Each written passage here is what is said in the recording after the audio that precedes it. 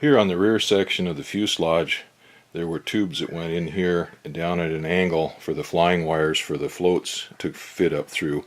They were 1-inch tubes and they were aluminum, so they got corroded. But because they're 1-inch tubes and the angle of them, I don't know whether they would fit with the new geometry of this wider fuselage or not. In fact, they told me at Airglass when I went up there and talked to them about this that they wouldn't fit, and they wouldn't fit on the new Aeroset floats. So I took those out. I ground those all out just like I did that bushing down there for the fuel drain, and I got them out, cleaned out to fit a 2-inch tube.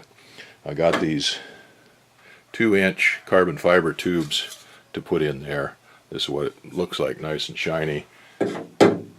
What I just went over this one with some 220 grit sandpaper to take the gloss off of that and to put some tooth in it so that the fiberglass resin would stick in it. So I'll set that one up and put it in here like that.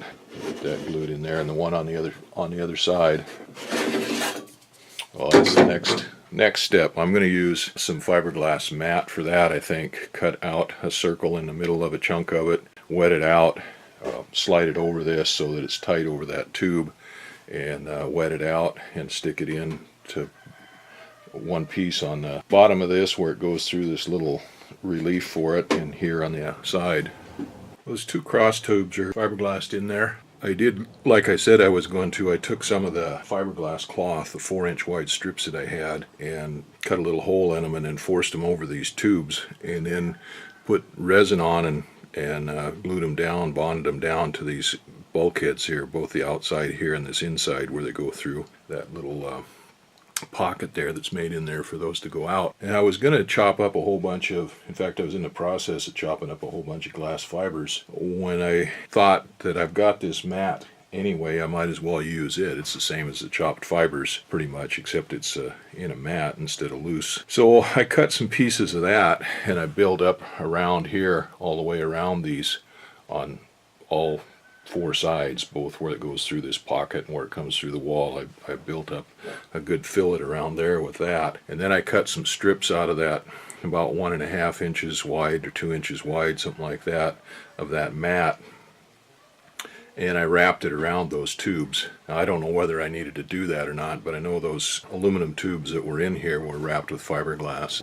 That'll give these some extra strength, I think. Well, it takes a while for this stuff to cure up, so I'm going to let it cure now for a while, and then I'll need to trim off these outside edges and fill in the cavities and stuff that were left from routing those holes out. Trim these off flush, both on where it comes through the side and where it comes through that pocket down there, and see if I need any more reinforcement here on these where they go up against these walls. This inside one here where it goes into this pocket, I think it's pretty good. I like the looks of that.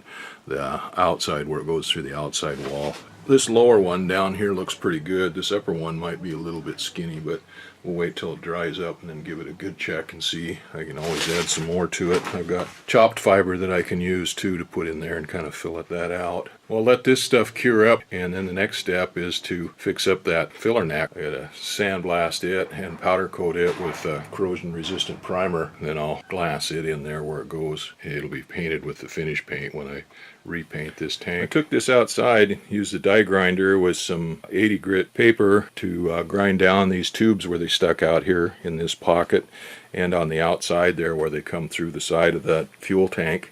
I got those down nice and smooth. They look really good. They actually look better than the factory ones did. Got a little bit of work to do on them yet. There's a couple little spots in here that's going to need a little bit of filler, but all in all they look better than they did when they were new. Well, there's the outside one there. That's all smooth and all filled in real nice around there. I smoothed out around this bushing. I'd put Bondo, or actually just epoxy with resin with the silica filler, and filled in a couple cavities here. Put a little bit around the gap that was behind this bushing. Didn't really mount to anything, but keeps water and stuff from getting in back there. So I smoothed it all out. It looks pretty good. Need to mix up a little bit more later and fill in a couple little divots that showed up after I ground that off. I wasn't going to grind those pieces off until after I got the filler neck put in and then do all the grinding at once, but I wanted to see if I could clean up these strips here. The older fuel tanks are just covered solid with gel coat and painted or whatever, but sometime they got the bright idea to leave a section of it unpainted with just the fiberglass gel showing, and you can see the fuel level in here and keeping a track of the fuel level on here when you're fueling it up or when you're running. And that was a pretty good idea. That was a pretty smart idea. But this tank is, what, 18, 19 years old now, and over the time it's kind of discolored and got so you can't see the fuel level in there as well as you used to. Well, I wanted to see if I could clean that up before I put that filler neck in while I could still get around in front of it, because the filler neck comes in right here and this thing's in front of that where I had the hole in the top. So I wanted to get in there and see if I could polish that on the inside. And I took a little bit of 120 sandpaper and smoothed it out a little bit on the inside with that. And then I took the die grinder with one of those blue or purple Scotch-Brite pads, the real fine ones, and went over it a little bit with it. And then some 600 paper, wet or dry paper with some water and soap on it, went over it with that. And then I took the Dremel tool, and I couldn't find any polishing compound. The only thing I could find was some Meguiar's plastic polish for windshields. But I put that in there and tried polishing that up. And it didn't really do anything polishing it from the inside. I think most of the discoloration is on the outside, I guess. There's some, you can see a little bit of color in here in these pockets where the weave is on that fabric, but it didn't polish up as well as I would have liked. I'm going to try polishing this up again on the outside after I get done painting it, or when I get it stripped down before I paint it maybe. Anyway, that is the reason I took that outside to work on those other pieces, is so I could do that before I put that filler neck. The new filler neck goes in this hole here, just like that.